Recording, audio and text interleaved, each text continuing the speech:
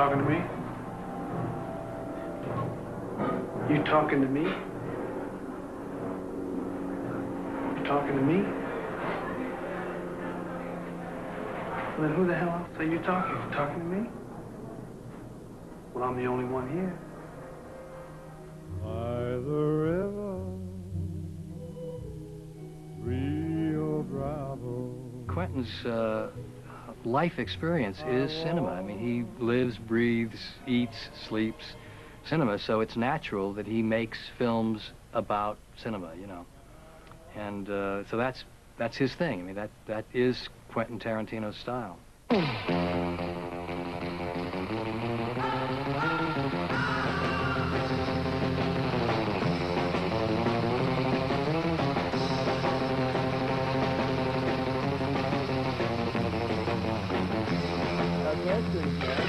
Action.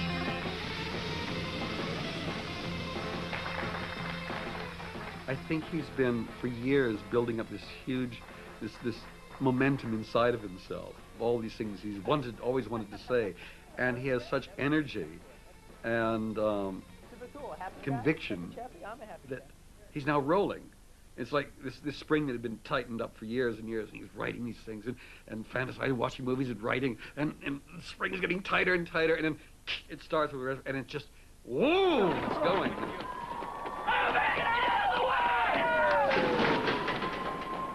He's sort of one of those examples of someone who, in another era, would have been considered hopelessly square or gawky or awkward and so on, who is just absolutely as hip as you can get right now. Every film that he makes now will be eagerly anticipated, and from one film to the next, to be able to evolve from kind of cult hit with Reservoir Dogs to, you know, Palme d'Or winner in Cannes with Pulp Fiction was quite exceptional. You know what they call a quarter pounder with cheese in Paris? They don't call it a quarter pounder with cheese? Oh, man, they got the metric system. They wouldn't know what the fuck a quarter pounder is. And what do they call it? They call it Royale with cheese. Royale with cheese. That's right. What do they call a Big Mac? Big Mac's a Big Mac, but they call it Le Big Mac. Le Big Mac. When people see killers for hire, you tend to think that they sit at home and they clean their guns, they sharpen their knives, they polish their bullets and do all these other things. But Quentin takes you into the world where you actually find out that they gossip. They talk about, you know, their lives outside of what they do. He has a facility for creating everyday language and sensibilities in his characters. You know what they call a quarter pounder with cheese in France? No. Tell him, Vincent. Royale with cheese. Royale with cheese. You know why they call it that? Because of the metric system? Check out the big brain on bread. He really does work, again, with archetypes, you know, and mixes them up a bit. And certain things, you know, that he borrows from different, you know, pop culture and stuff, TV. TV should never be ignored in Quentin's whole scheme of things. You know, she looked like Christy Love. Remember that TV show, Christy Love, about the black female cop? Shows used to say, "You under arrest, sugar." What's the name of the chick who played Christy Love? Pam Grier. Oh, it wasn't Pam Grier. Pam Grier was the other one. Pam Grier did the film. Christy Love was like a Pam Grier TV show without Pam Grier.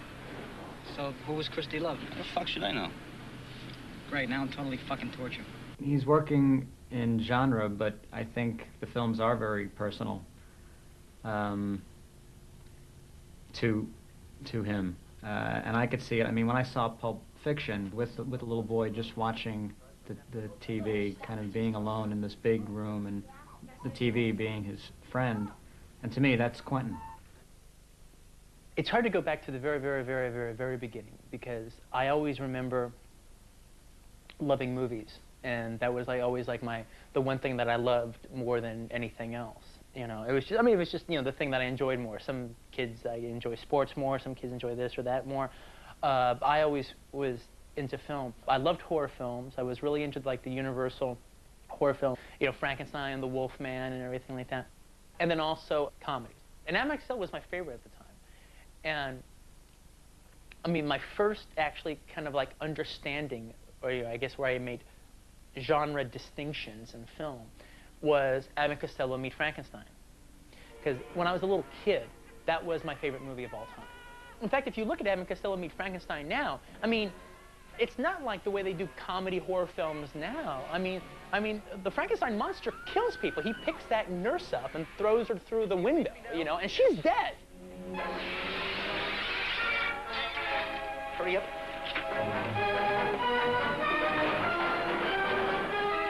I remember thinking, wow, these are the greatest movies ever, because the scary parts are scary and the funny parts are really funny. Two great tastes that taste great together, you know?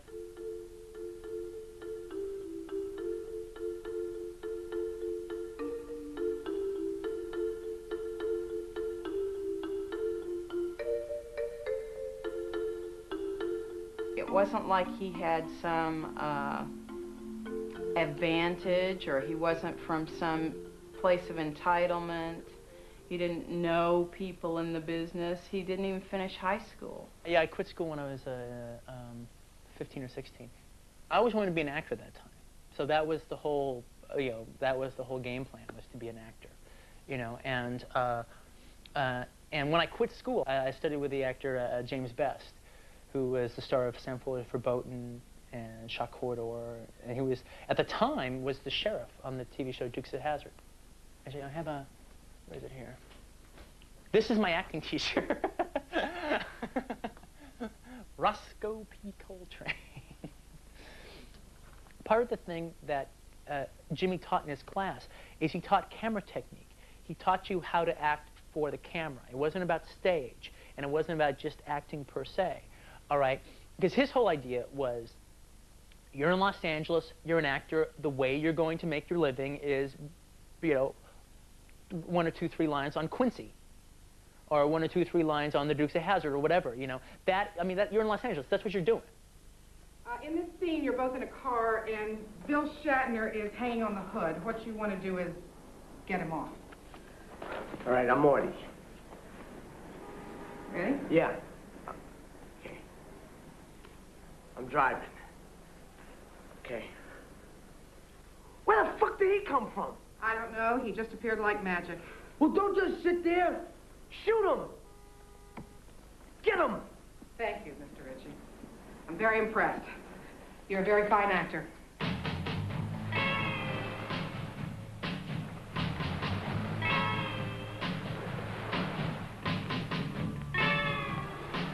I was living in the South Bay, and this fellow named Lance Lawson had just opened up this video store called Video Archives. And it really was a movie lover's heaven. It was really terrific.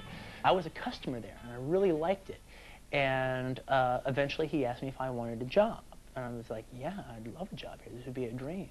And it was. It was, until I became a director, it was the best job I'd ever had. And I ended up working there for like 5 years. Well, this is where the world-famous Video Archives was.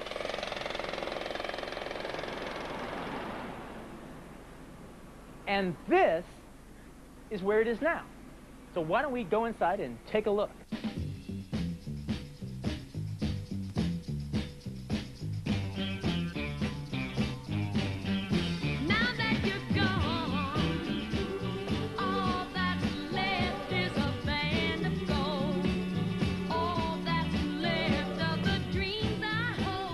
Video Archives was a very relaxed atmosphere. They had popcorn available, so I'm a popcorn fan. I would eat popcorn and chat with Quentin. I always got a kick out of talking to Quentin because he was so opinionated about everything under the sun. This is one of the few places that Quentin could come as a regular guy and get a job and become like a star, because he was like the star of the store. Since if you needed the star of the store too. Well, yeah, but he didn't know as much as you did. So like, Lance knows a lot. He knows. Yeah, he knows. I know more about it. I know more about Italian exploitation films and TNA movies. Jess Franco than Lance. A customer would come into the store and it could ask me maybe an obscure film, and I might be able to tell the year it was directed, who directed it, and maybe who the leads were. and Quentin would go on to tell you who the supporting cast was, who the DP was, who wrote the screenplay, and probably do a couple of scenes from the film with the dialogue verbatim. You know, that's the difference between Quentin and I. But you see, the funnest part, one thing about like film geeks is they have an intense love for film. Incredible love for film, incredible passion. They devote a lot of time, they devote a lot of money, and they devote a lot of their life to the following of film. But they don't really have that much to show for all this devotion, other than a movie poster collection or a still collection, all right? The one thing that they do have to definitely show for is they have their opinion, all right? They have a highly developed opinion. But what you find out fairly quickly in Hollywood is this is a community where hardly anybody trusts their own opinion. People want people to tell them what is good, what to like, what not to like. Now, here I come, all right? I'm a film geek. My opinion is everything, all right? You can all disagree with me. I don't care, all right? I know I'm right as far as I'm concerned, all right? And I'll argue anybody down. That's what he's got. I mean, you see other people go out there and they're cannier, they're cleverer, they play more games. Quentin just goes blah, and that's really refreshing in Hollywood. People like that; they're attracted to it. Well, Jim McBride's version of Breathless was an extremely influential movie for me. Because I'm not saying it was the first movie ever to do this, but it was one of the first movies I'd ever seen. That like, you know, all these little scenes I had been writing up until this time had, you know, characters talking about movies and stuff. And then all of a sudden I go to the theaters, you know, as I'm playing at the Cinema Dome out here, I go to the theaters and then here's a movie that is like indulging completely in all of my obsessions.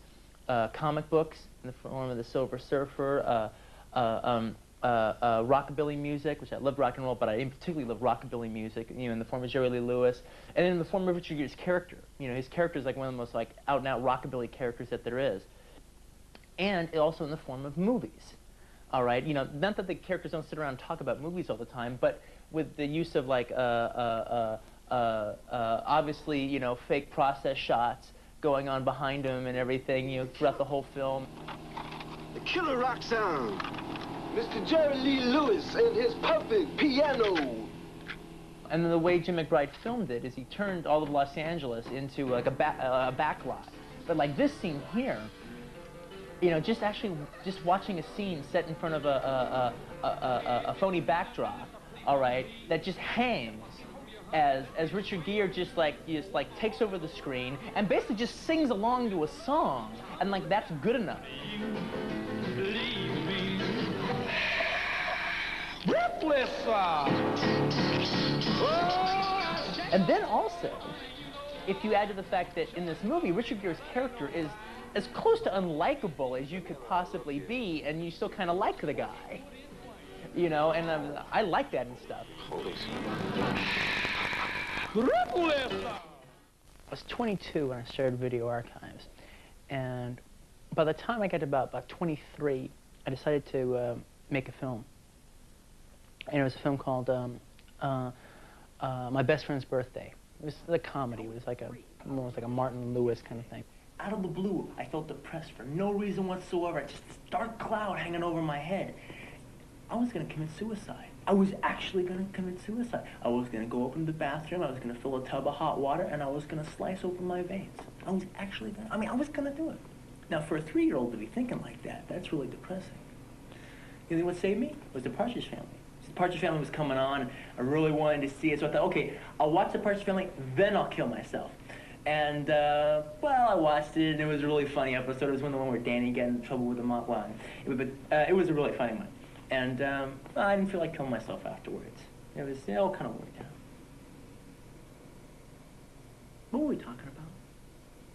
I've been shooting this thing for 3 years, and I thought we were making something really special. And it was kind of embarrassing when I started like really looking at it again. Now, ultimately, I think making a movie is the best film school that there ever is. And so I like, well, I didn't know what I was doing at the beginning, and now I know what I'm doing now, and I've had the experience, and so now, okay, but now I'm not going to make a movie like that anymore. And so I wrote True Romance. You know, I wrote it to be done for like about like $1 million, you know, $1.3 million.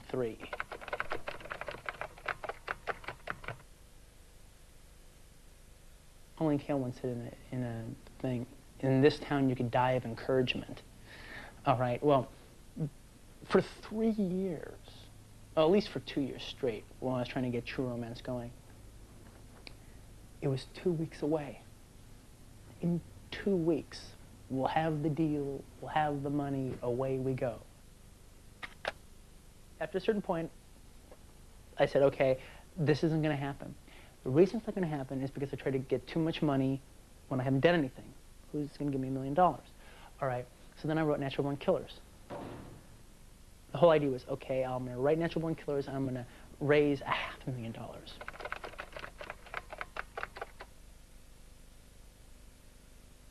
Now, a year and a half, not quite 2 years, but about a year and a half passes. And I'm a little further along than I was with True Romance, but we're not going to be shooting film anytime shortly. I finally said, look, you know what?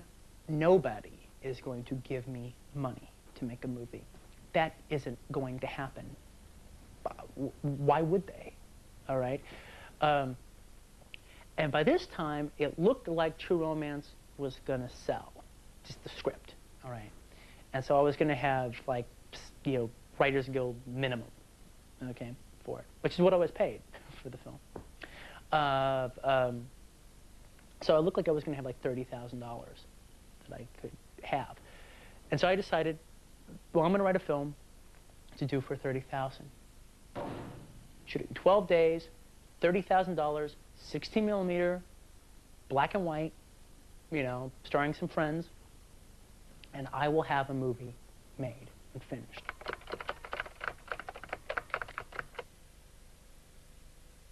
By this time, I had met Lawrence, and Lawrence was a real godsend.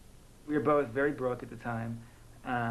You know, he didn't have a car, so he couldn't drive over to my place. I didn't have money, so I wasn't paying for Xeroxes, you know. So I came over to his place and I read the script, and I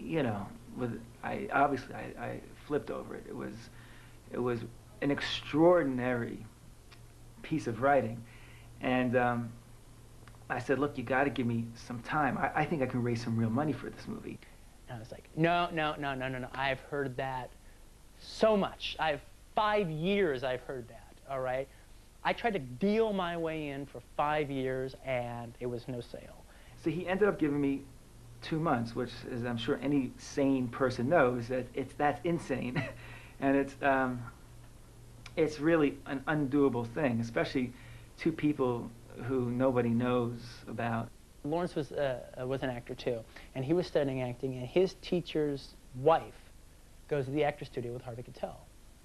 So he got the script to his teacher. His teacher read it, liked it, gave it to his wife. She read it, she liked it, she put it in Harvey's hands. I contacted Lawrence Bender and Quentin. We had many conversations.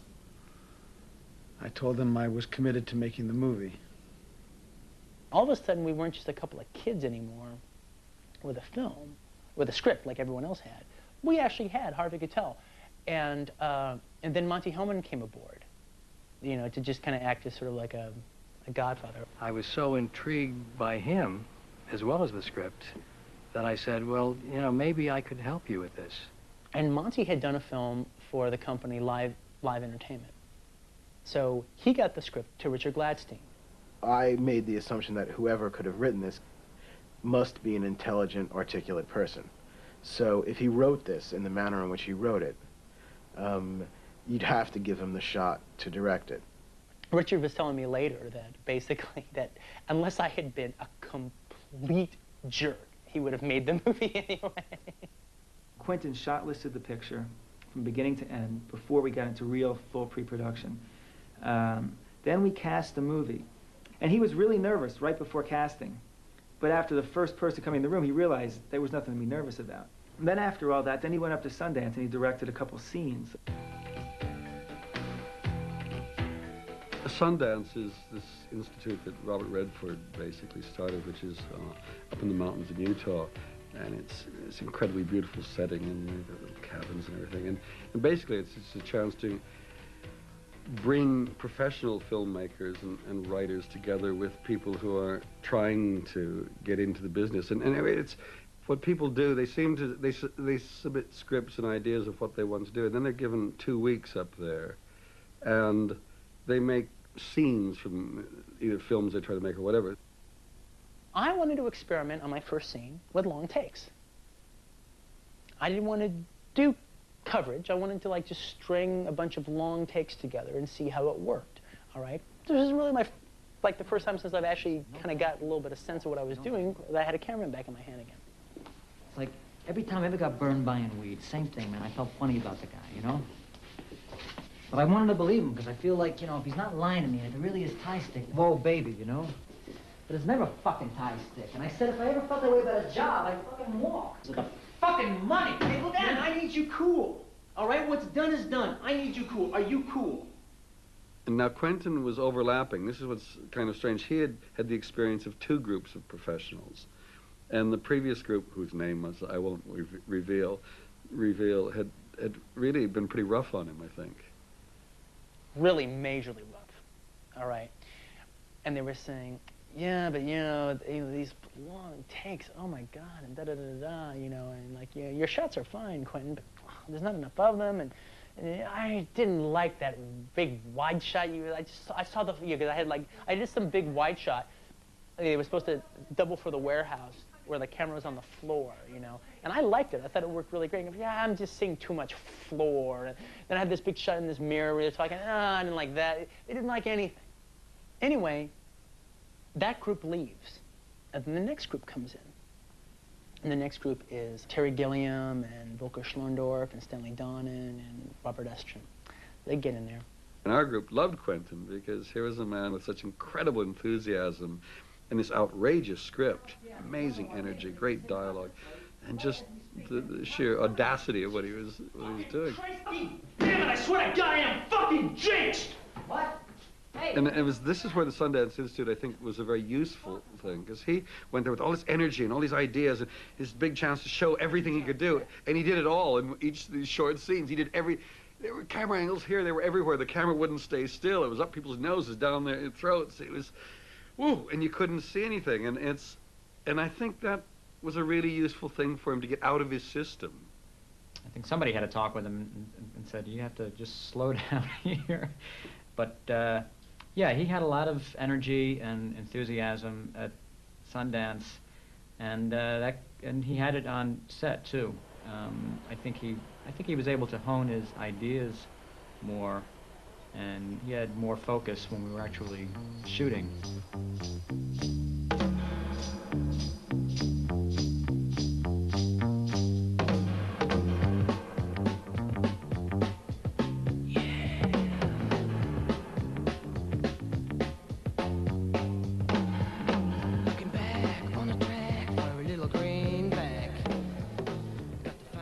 He had, I forget how many men are in the movie now, 6 or 8 or something. And he had these 6 or 8 different styles of acting and different personalities to contend with, all very dynamic men. And Quentin won their confidence and their trust from day one. Here are your names. Mr. Brown, Mr. White, Mr. Blonde, Mr. Blue, Mr. Orange, and Mr. Pink. Why am I Mr. Pink? Because you're a faggot, all right? Why can't we pick our own colors? No way, no way. Tried it once, it doesn't work. You get 4 guys all fighting over who's gonna be Mr. Black. But they don't know each other, so nobody wants to back down. No way, I pick. You're Mr. Pink. Be thankful you're not Mr. Yellow. Any of the characters looked like they would be fun to play. And the fact that they weren't so simple, that each of them were kind of complex. You were, you know, half the time you were rooting for them, half the time you didn't like them, but they were always interesting. You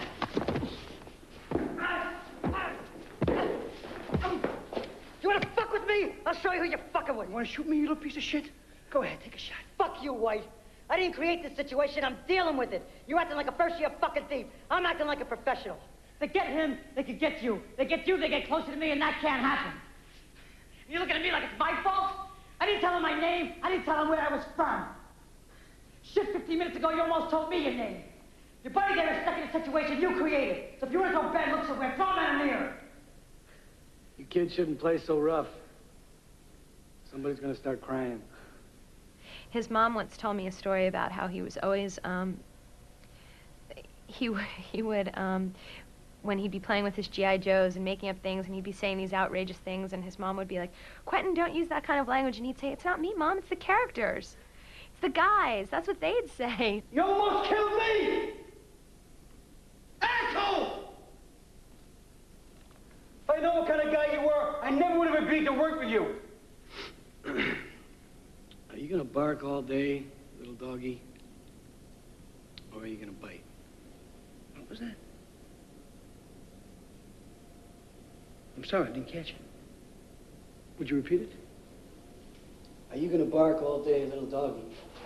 Or are you gonna bite? Oh, Christ. Hey, look, you two assholes, calm the fuck down. Hey, come on, back up. What are we on a playground here, huh? Am I the only professional?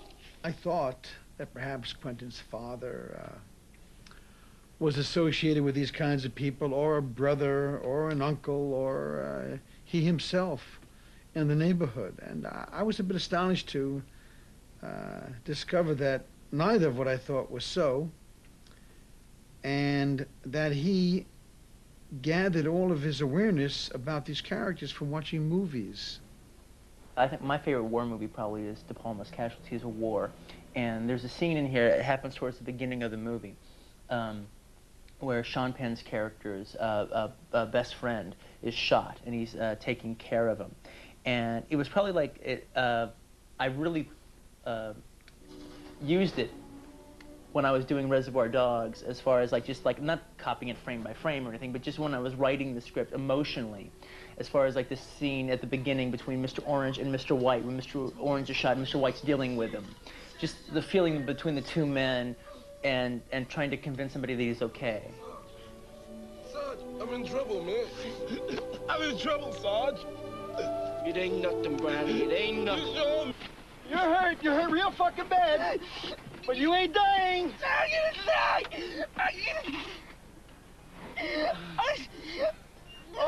I was scaring the shit out of me, Larry. I'm gonna die, I know it. Oh, excuse me, I didn't realize you had a degree in medicine. There's one line coming up here when he puts him on the helicopter that, you know, I did up my own variation of it. You know, where Harvey Keitel is dealing with Mr. Orange, and he says, look into my eyes. Look into my eyes. You're gonna be okay, or he says something, but you know, the whole idea, you know, and here they have the line, he has the line, you know, look into my eyes, I'm gonna hypnotize you. I didn't steal the whole thing. But it's like, but just the idea of, look at here. Sarge, look in my fucking eyes. I'm gonna hypnotize you. Good. You're fine. Hey? I know it, man. Just look in my eyes, Larry. Look in my eyes. Tell them anything. You'll be safe, man.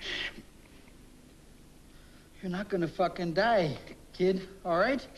When I first got into De Palma was like probably the first like working director of his generation that I got into. He really showed me what you could do with cinema. And it's exciting when you love somebody who's currently making movies and you're waiting for their new one. I read every review and stuff of De Palma's and his interviews, and I collected them. This is like a book of his interviews. I don't think there's any reviews in here. But this was like a pretty damn good collection of actually some of his most interesting interviews, but I even threw ones in there that weren't interesting.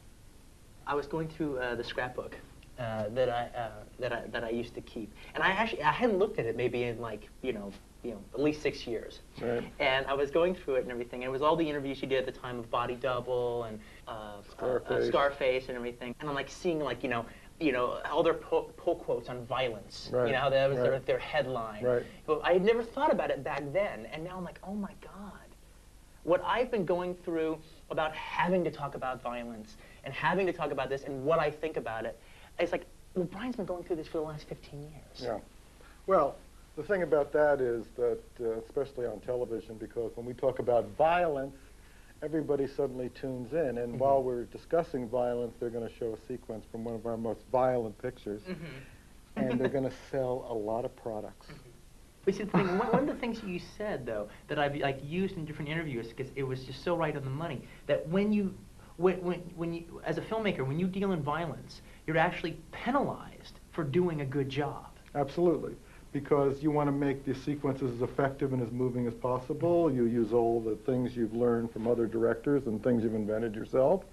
And you and I are interested in a kind of visual language and storytelling that nobody understands, basically, because they're blown away by it and they don't exactly understand why.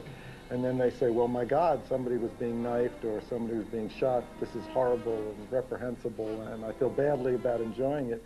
But, you know, cinema is as we've said 1,000 times, is a visual medium, and we're interested in terrific visual sequences, and many of them happen to be violent. I know people, you know, who could have seen Reservoir Dogs and would have been fine with it. Right.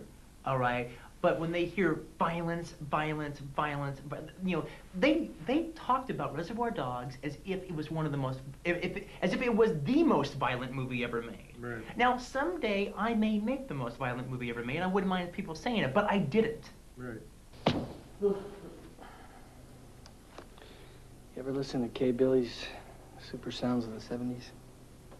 If I'm sitting at home and I'm imagining I'm, you know, the husband of some young couple, and we're just sitting there and thinking, well, what do you want to see tonight, honey? You want to see It happened Forrest? one night. You want to see Forrest Gump? Do you want to see? Well, what's that? Well, that's the movie where Tom Hanks plays the retarded guy and meets John F. Kennedy. Or okay, well, what else? Well, do you want to see Clear and Present Danger? Well, what's that? Well, that's the new Harrison Ford movie. Or do you want to see Reservoir Dogs? What's that? Well, that's the movie where the guy gets his ear cut off. You know. And that's how it was thought of. It's thought of the movie where the guy gets his ear cut off, all right? Joe Egan and Jerry Rafferty were a duo known as Dealer's Wheel when they recorded this Dylan-esque pop bubble gum favorite from April of 1974. That reached up to number 5 as Kay Billy's Super Sounds of the 70s continues.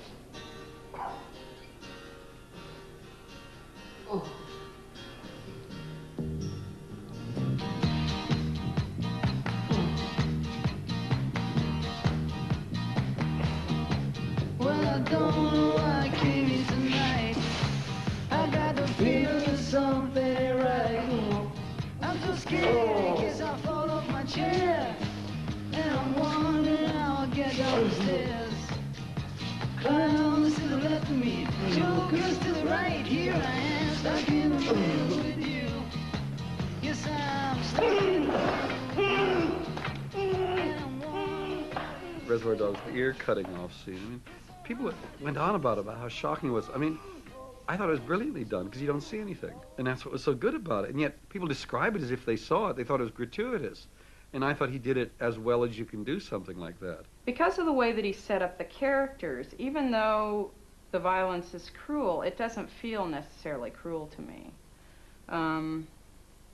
Because he's sort of, you're not really, you don't know anything about Michael Madsen. I don't know what his problem is with this cop, you know. It's just, he's a psycho gangster and he's a cop. They're archetypes. Reservoir Dogs just turned up in the catalog of the Sundance Film Festival, and I was there for the first screening of it, and it was a stunning experience because most of the guys in the audience were absolutely riveted by the film, and there were quite a few walkouts at the predictable ear scene. And all the walkouts were women, and so it was obvious that this is a film that would have its die-hard adherents as well as people who just couldn't take it. And so from Sundance, Miramax picked up the movie, and the heat really spread. And I'm really happy with the way. I mean, the movie grossed $3 million in the U.S., and when you figure the movie only cost $1.5 million, I mean, to me that's successful. Reservoir Dogs wasn't that particularly well received in the States. It certainly did much better here. I thought Quentin's great success was that he then went to Cannes, and then he went for a year on the film festival circuit, garnering more publicity than anybody I've ever seen in the last several years. He really did become a film festival favorite. He was at every film festival, meeting key people in the international scene, flying off. I mean, when I was in Brazil this year, they were telling me, oh, Quentin was here last year, and he would duck out, you know, after he'd gobbled his lunch in a half an hour, and he'd go out and see, you know, 6 movies in a day because he just had to see everything. And he was doing that all year long. It was extraordinary.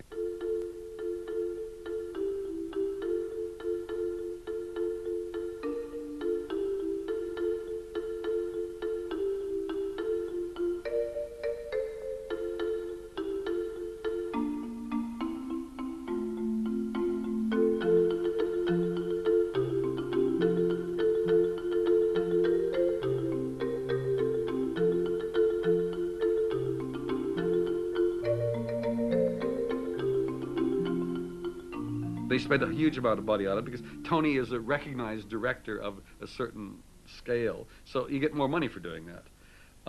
But it doesn't work because it's not in the style of Quentin's. It's not in Quentin's style. Tony does what he does, and Quentin seems to do what he does. And the two, I didn't think, blended. One element that Tony added to it, that, again, it's not like a scene that he wrote, it's just something that came across in his shooting, is he added a fairy tale element to it that I don't think was as 100% in mine as it was in his. Hey, can I peek? Don't peek. Keep your eyes shut, all right? All right, I'm turning the lights on. Okay, open them. Oh, wow! Wow, what a swell place to work. Yeah, it's pretty cool. I got the keys, so I just come in, you know, read comics, play music. You worked here a long time? Almost 4 years. That's a long time. That whole video archives time, even though it's not directly in the movie, it is in the movie. That time is captured perfectly in True Romance. You know, it almost takes it to, you know, like mythology or something. You know, I mean, not for Joe Schmo on the street, but definitely for the people who worked at video archives. They can't watch the movie without, oh wow, you know, and just like it takes us all back. Because the things that Clarence says, they're the things that I and the rest of us said. You know, the conversations that he has are the conversations that we had. You know, our names are all throughout the script. You know, Lance is the guy I work for. He's in the movie. Okay, here goes. You know the place you took me to last night? Place you work? Heroes for sale? You got boss, right? Yeah. Okay, what's his name? Lance. That's him. He called the place where I work. He ordered a girl for you. He said he wanted you to get laid. See, you didn't get out much, and it was your birthday and all. You know, I mean, I was a guy when I wrote this that, you know, I hadn't even really had a girlfriend by this time. I had just had a lot of, you know, done a lot of dates, but never had a girlfriend. You know, so I wanted a girlfriend, you know, and Alabama in some ways was kind of like a dream girlfriend, you know. Now, I gotta tell you something else. When you said last night was one of the best times you ever had, did you mean physically? Oh, yeah, but I'm talking about the whole night. I mean, I never had as much fun with a girl as I had with you my whole life. It's true. You like Elvis, you like Janice, you like kung fu movies, you like the Partridge Family. Actually, I don't like the Partridge Family. That was part of the act. Quentin's a big romantic, actually, you know, and I think that couples are extremely important to him, and that dynamic, and having your pal that's like your girlfriend, but she's your pal, and, you know, that kind of thing, like in True Romance. All of his characters exist in his world. You know, there's a reference to Alabama, who's the star of True Romance, in Reservoir Dogs. When Lawrence Tierney's character asks Harvey Keitel's character, how's Bama? And you kind of realize that after, in Quentin's original script of True Romance, Clarence died, and you assume that Alabama hooked up with Mr. White, and they were jewel thieves together. By the way, how's Alabama? Alabama? I haven't seen Bama over a year and a half. I thought you two were a team. We worked for a little while. Did about 4 jobs together. Then decided to call it quits. Why? You push that woman-man thing too long, and it gets to you after a while. I'm a storyteller. I like telling a story, and I like things working as a story. All right? You know, I really like experimenting with a kind of cinema that you're not used to seeing, or taking the form and stretching it and twisting it and doing things that you're not used to seeing all the time.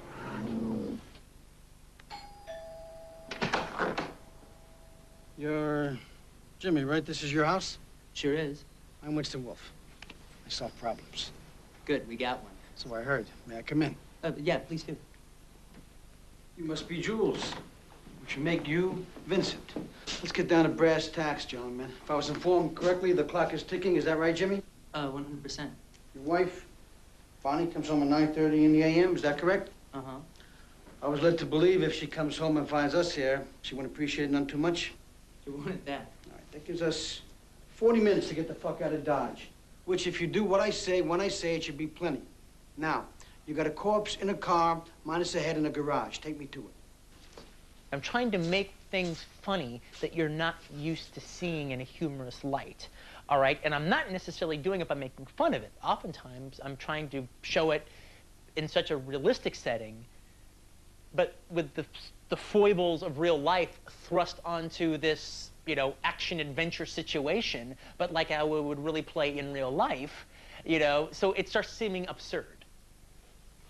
Jimmy, lead the way. Boys, get to work. Please would be nice. Come again? I said a please would be nice. Get it straight, Buster. I'm not here to say please. I'm here to tell you what to do.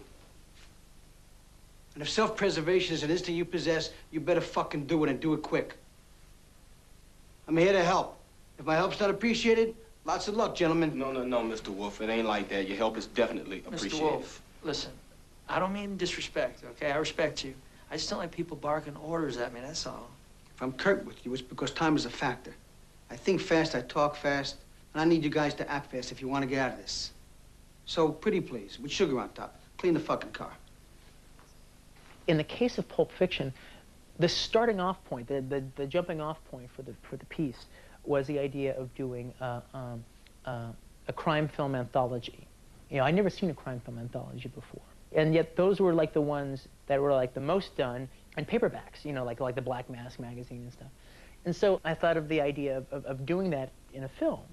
But then upon sitting down, I started realizing, well, yeah, that's fun to do, the idea of like an anthology, but there's much more gold here.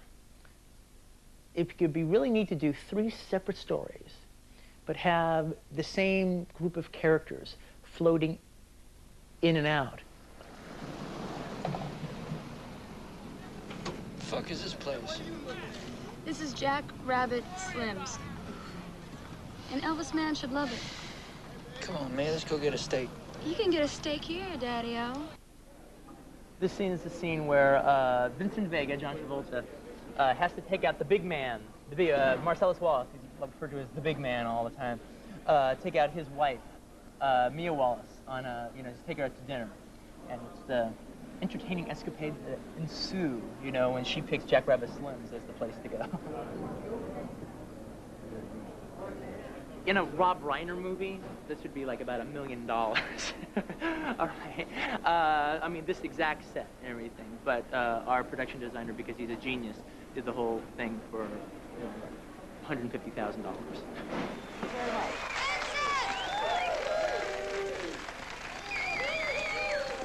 Just to let you all know, Ricky will be back in the second half of our show. So we hope you enjoy your meals here at Jack Rabbit Slim's. Thank you.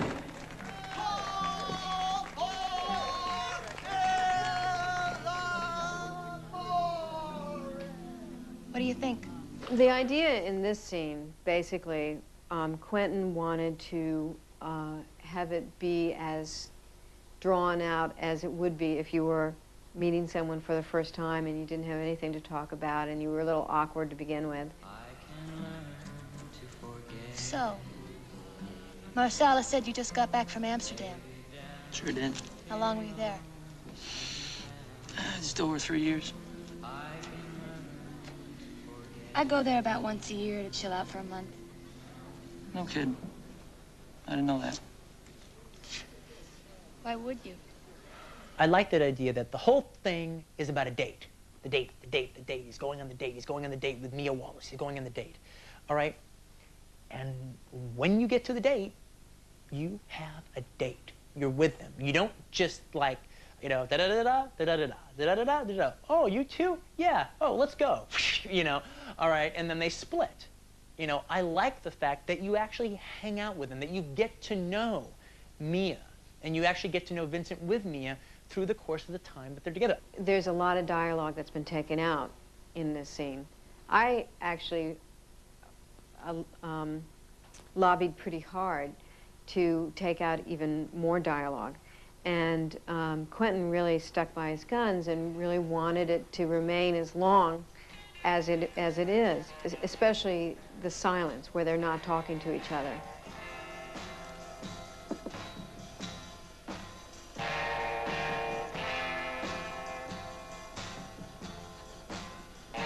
Don't you hate that? Hate what? Uncomfortable silences. I don't find it boring at all right? I enjoy it, all right? And also, it makes it, I think you get totally more involved with them. And so, after that, when the story, like, you know, like, takes off, it means so much more, and actually, it moves even faster, all right? But, you know, my point of view is, if you're afraid of talking, then you should be watching one of my movies. Now this is where one lucky couple will win this handsome trophy that Marilyn here is holding. Now, who will be our first contestants? Right here. Want to dance? No. I do believe Marcellus, my husband, your boss, told you to take me out and do whatever I wanted. Now I want to dance. I want to win. I want that trophy. So dance good. All right. Uma's not the kind of person that just, you know, hits the dance floor, you know, with everyone watching her. All right, you know, she's just not, that's not her. She was nervous about doing the dance, all right, because she thought she had to dance. She thought she had to be good because I'm having a big scene that's showing, like, we're stopping it to show the dance, all right? I'm having a dance number. But then what we did is the day of the dance, I kind of made I talked to her about the twist and we practiced it together and we all worked it out a little bit. And then during rehearsal, but then I waited for the day of the dance day. And by that time, it was like the last day we were in the Jack Rabbit Slims and stuff. And so what I did was, that morning I got her and John together in a trailer, and I showed them the dance sequence from this movie, Bend Apart. All right, you know, that little, like, with the three of them.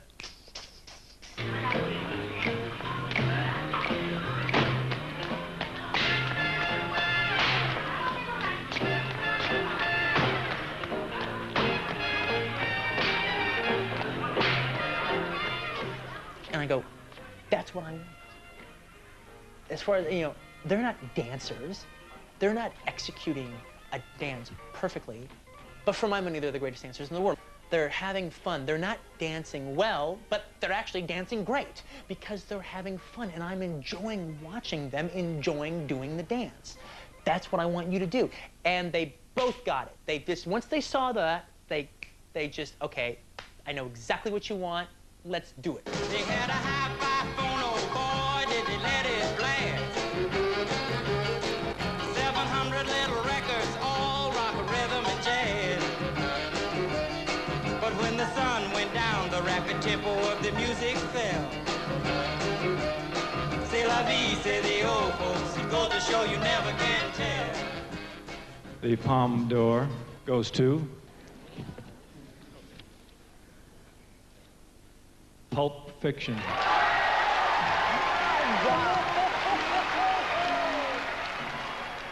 The Conwin, all right, is like, that's a big shield.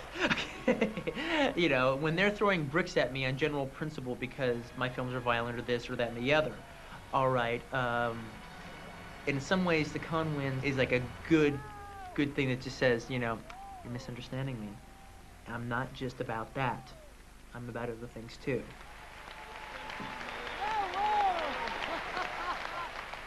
I think what's going to be interesting is whether he can develop beyond writing about movies and start writing about all of this stuff out here. Because he's, I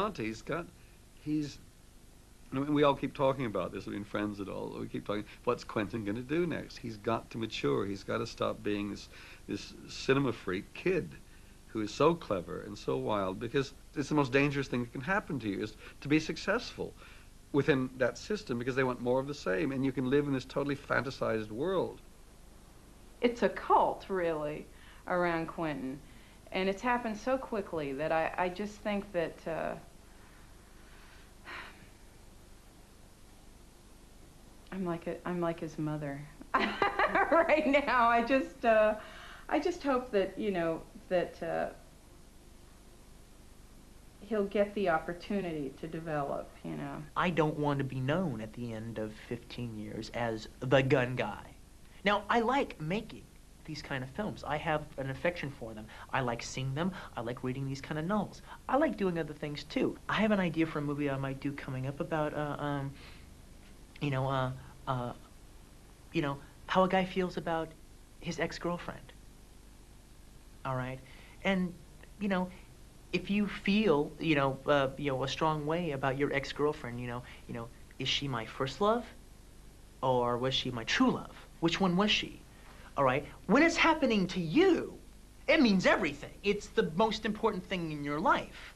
All right, I mean, it's a major issue. All right, now, you know, and I think, you know, stories like that can be made totally entertaining, wonderful stories.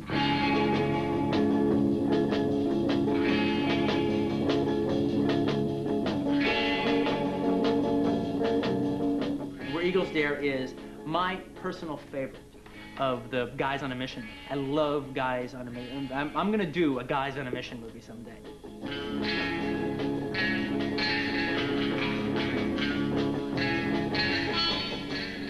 I don't like surfers. I didn't like them when I was growing up. I lived in a surfing community. I thought they were all jerks, all right?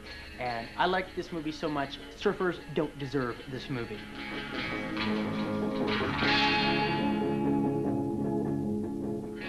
Believe it or not, this poster, the movie lives up to this poster. And that's saying a hell of a lot.